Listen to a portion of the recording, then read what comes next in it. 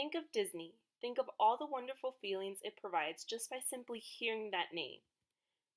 Many people may recall visiting the parks, watching movies, or visiting the stores, but rarely do people recall the man who started it all. My purpose is to inform you all of the inspiring visionary Walt Disney. I will be talking about Walt's early life and the failures in his earlier career, and the accomplishments he eventually achieves. First, I will be briefly describing Walt's early life and how things that occurred to him in his childhood later impacted his future decisions. According to biography.com, Walt Disney had three brothers and one sister. His parents were Elias Disney and Flora Call Disney. Elias Disney was of Irish descent, and Flora was of German and American descent. Pertaining to his childhood, biography.com states that Walt Disney began drawing and painting in the town where he lived for the majority of his childhood, Marceline, Missouri. Walt would be inspired by his surroundings in Marceline, and neighbors and family friends began to offer to buy Walt's drawings and paintings. It was not until the Disney family decided to move to Kansas City that Walt developed a love for trains. The same website mentions that one of Walt's uncles was actually a train engineer, and he managed to get Walt a summer job with the railroad, selling snacks and newspapers to travelers.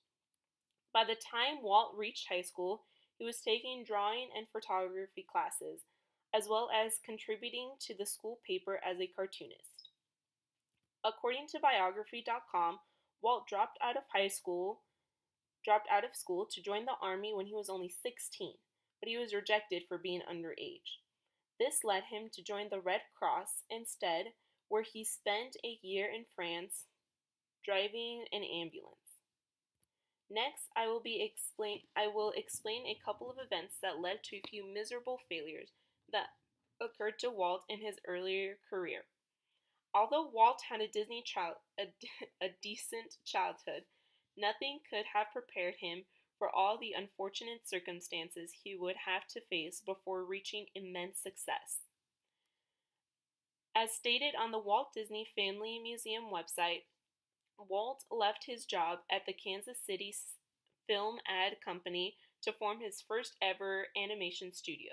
He decided to call his small studio Laugh-O-Grams Films Incorporated, but he later entered into a bad business deal that eventually cost him his company. The same website also includes a direct quote Walt Disney said. The quote states, "I think it's important to have a good heart failure when you're young." When Walt moved to Hollywood to live with his brother Roy, they started work on a new series called Alice Comedies, which was popular until audience lost interest. Following Alice, Walt began developing a new series featuring Oswald the Lucky Rabbit.